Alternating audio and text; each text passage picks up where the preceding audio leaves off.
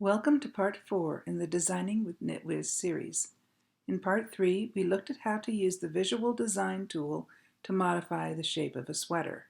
In this video, we'll show you how to assign swatches to various pattern pieces. First, let's make sure all of our swatches have the correct gauge information. I'm going to assign swatches to the Blueberry Bows design. I'll click on See Details from my design library, then open Step 1. Add gauge info to your swatches. We know we need to add some information because of the heading. If all of the gauge information has already been entered, the heading would read Step 1. View or change swatches. I'm going to add information for the Acadia stockinette swatch.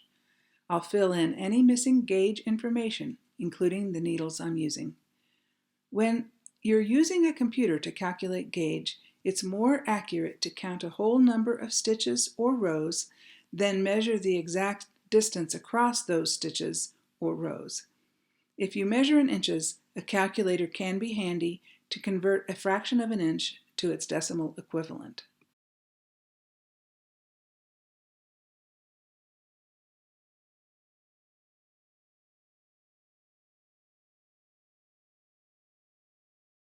Okay, now I'm ready to match swatches to the different sections of my pattern pieces. I'll open the section Step 2. Assign swatches to pattern pieces.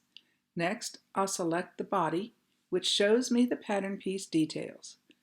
The pattern sections are listed in the order in which they are knit. Since I'm knitting from the bottom, the banding section appears first. It is 10% of the total height. To match a swatch to the banding section, I just select one from the drop-down menu. Afterwards, I'll save my selection. I'll repeat the process for the second section and then for the sleeve and collar pattern pieces. Once I've finished matching swatches to pattern piece sections, I am prompted to make a sample project from the Design Details view. Thanks for watching, and until next time, happy knitting!